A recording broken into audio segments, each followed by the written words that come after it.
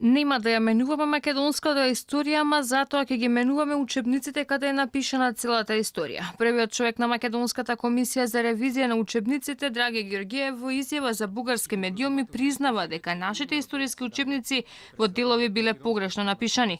Цар Самуил и Самуиловото царство биле непреслушна тема за дискутирање, вели Георгиев, ама во македонските учебници се чувствува јазик на непријателство кон Бугарија. Ние не ја менуваме официјалната македонска историографија, бидејќи не е нашата задача тоа. Според мене не можеме ние да го гледаме црно и бело.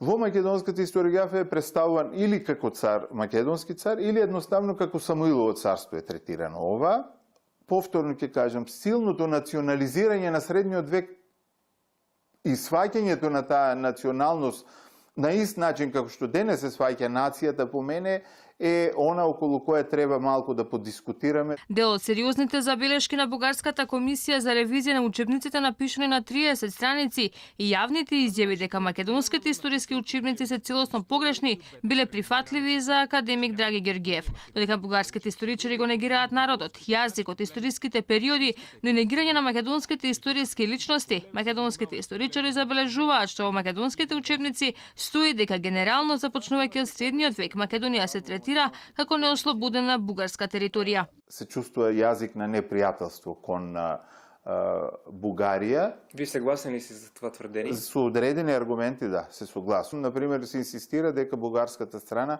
бугарскиот народ потекло има турско-монголско потекло, што е споменено апсолутно неприфатливо и непотребно да стои во еден учебник.